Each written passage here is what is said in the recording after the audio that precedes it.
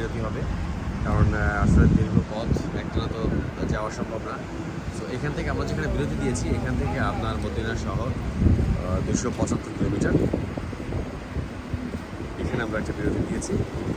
আর আমাদের এটা হচ্ছে আছে করবে করবে এটা হচ্ছে আমরা যে গাড়িটি নিয়েছি এটি হচ্ছে আমাদের সেই গাড়ি 19 সিটের গাড়িটি।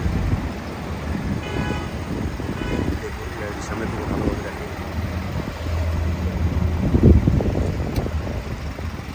এই গাড়িটি আমরা নিয়েছি, আমাদের ভাড়া পড়েছে 800 রিয়াল। গাড়িটি খুব ভালোই, নতুন গাড়ি, একদম 2024 মডেলের গাড়ি। আর গাড়ির যে স্টাফ আছে ব্যবহার খুব ভালো, তো এটি হচ্ছে ব্যাপার। তো আমরা এখন এই যে রেস্টুরেন্ট, আসলে রেস্টুরেন্টের নাম এখানে সব জায়গায় আরবিতে লেখা থাকে, বিধায় হয়তো আমি এই রেস্টুরেন্টের নাম পড়ে আপনাদেরকে বলতে পারি না। তো এটা হচ্ছে এই কারণেই আমি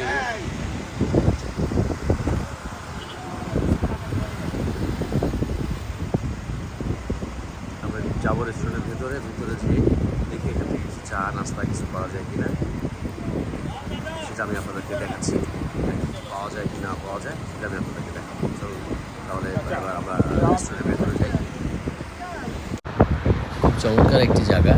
এখানে কিছু সময়ের জন্য আমাদের যাত্রা বিরতি ছিল, তো আমরা সবাই এখানে কিছুটা রিফ্রেশ হয়েছি, চা খেয়েছি, কফি খেয়েছি, বাচ্চারা ছিল যারা যা খেতে চেয়েছে এখানে সব কিছুই খেয়েছি। খাওয়ার পরে আমাদের মোটামুটি একটা ভালো একটা রিফ্রেশমেন্টের একটা ব্যবস্থা করা হয়েছিল এখান থেকে যাত্রা বিরতি শেষে আমাদের যাত্রাটা আবার শুরু হয়ে যাবে মদিনার উদ্দেশ্যে। তো যাত্রাটা অবশ্য খুবই সুন্দর। মক্কা থেকে মদিনা যে বাই রোডের যে যাতায়াত, এটা খুবই ভালো লেগেছে, অত্যন্ত সুদর্শন। চারিদিকের যে ভিউগুলি ছিল খুবই সুন্দর। রাস্তাঘাট আসলে বিকালে রওনা দিয়েছি, আমাদের অনেক সময় লেগে গেছে, অলরেডি রাত হয়ে গেছে। তো ইনশাল্লাহ দেখি আমরা কতটুকু যেতে পারি। ইনশাল্লাহ চলুন আবার আমাদের যাত্রাটা শুরু করা যায়। এত সময় আমরা দিনের আলোতে জার্নি করেছি, তো এখন আমরা রাতের আলোতেই আমরা মদিনা শহরের উদ্দেশ্যে যাত্রা শুরু করেছি। আবার আমাদের রাস্তার মাঝখানে যে যাত্রা বিরতি ছিল সেটি শেষ করে আমরা আবার যাত্রা শুরু করেছি। তো এখানে এই যাত্রা বিরতি যেখানে দিয়েছিল সেখানে আসতে আসতে আমাদের সন্ধ্যা হয়ে গিয়েছে। তো এইখান থেকে আমরা সন্ধ্যার পরে মানে রাতে আমাদের যাত্রা শুরু করেছি। তো দিনের যে সৌন্দর্যটা আমরা দেখেছি আর যে রাতের যে সৌন্দর্যটা, দুইটা আসলে দুই ধরনের। কারণ রাস্তাঘাট এত উন্নত, এত চমৎকার, এত সুন্দরভাবে পরিপাটানো, মানে সাজানো হয়েছে, খুবই সুন্দর লেগেছে।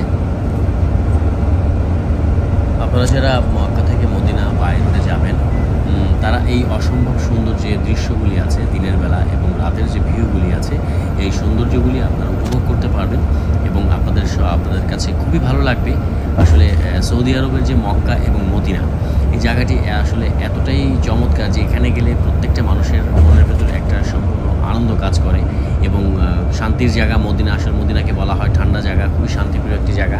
কারণ হচ্ছে এখানে আমাদের নবী রাসূল সাল্লাল্লাহু আলাইহি ওয়াসাল্লাম উনি আছেন, ওনারই শহর এটা। খুবই সুন্দর, খুবই চমৎকার। আচ্ছা আল মদিনা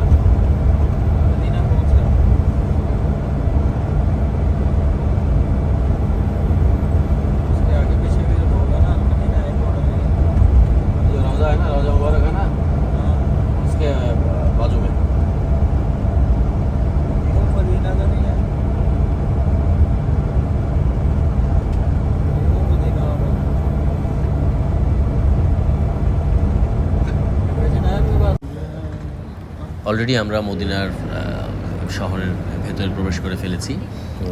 কিছু সময়ের মধ্যে আমরা হয়তো আমাদের হোটেলের সামনেই চলে আসবো। ইনশাল্লাহ পুরো পথের জার্নিটা আপনাদের সঙ্গে শেয়ার করলাম। কেমন লাগলো আপনাদের সবার কাছে ইনশাল্লাহ কমেন্টস করে জানাবেন। এটি হচ্ছে মদিনা মেইন শহর। এখানে সব হোটেলগুলি আশেপাশেই আছে।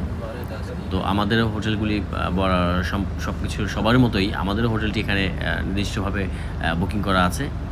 আমরা কিছু সময়ের মধ্যেই আমরা আমাদের হোটেল পৌঁছে যাব।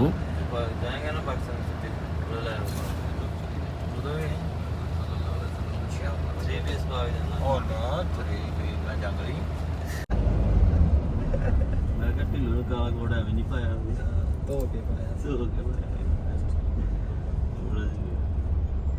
एक दिन हो दूसरे एक दिन रोटी खाती दूसरे दिन कहना भाई ले आओ पैसे कौन कहता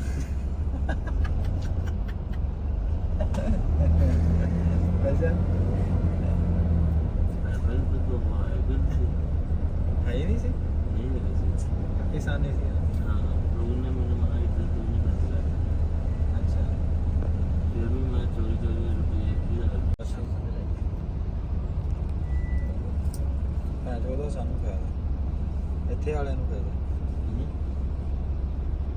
ਪਾਕਿਸਤਾਨ ਦੇ ਸ਼ਾਮਾਂ ਮਹਿੰਗੀਆਂ ਕਰਨੀਆਂ ਹੀ ਕਰਨੀਆਂ ਲੇਕਿਨ ਇਹ ਇਧਰ ਨੂੰ 4 ਰੁਪਏ ਜ਼ਿਆਦਾ ਪਾ ਜਾਂਦੇ 5-7 ਹਜ਼ਾਰ ਦਾ ਫਰਕ ਪੈਂਦਾ पैसे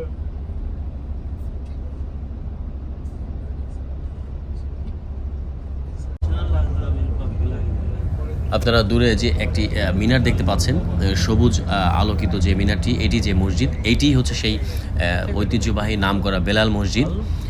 এটি মদিনাতে অবস্থিত এবং এটি মদিনা যে মদিনার যে যে নবাবি যে মসজিদ আমরা বলি আল নবাব, মসজিদে নবাবি, সেই মসজিদে নবাবি থেকে যদি এখানে পায়ে হেঁটে আসা যায়, তবে মসজিদে নবাবি থেকে যদি পায়ে হেঁটে আসে তাহলে আপনাদেরকে পায়ে হেঁটে আসতে হলে সর্বোচ্চ সময় লাগতে পারে 10 মিনিটের মতো, কারণ এটা মসজিদে নবাবির পেছনের অংশেই অবস্থিত হচ্ছে এই বেলাল মসজিদ এবং এই বেলাল মসজিদকে ঘিরেই এর চারিদিকে রয়েছে বাঙালি পাড়া, যেটাকে আমরা যদি বলি বাঙালি পাড়া, কারণ সব বাংলাদেশি যারা ব্যবসা করেন ওখানে, খাবার হোটেল বলেন বা বিভিন্ন মার্কেট যারা যেগুলি দোকানগুলি আছে, এই বেলাল মসজিদকে কেন্দ্র করেই এর চারিপাশেই আপনার বাঙালি সব কিছুই পেয়ে যাবেন।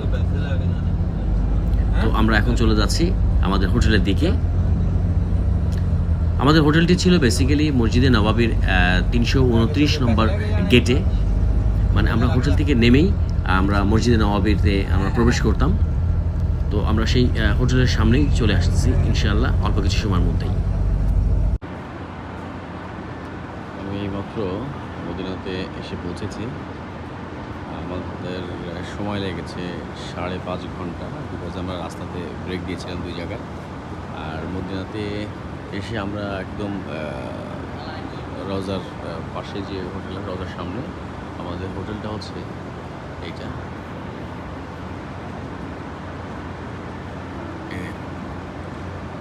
আল আকিক মদিনা হোটেল, এই হোটেলে আমি আছি, এই হোটেলে উঠেছি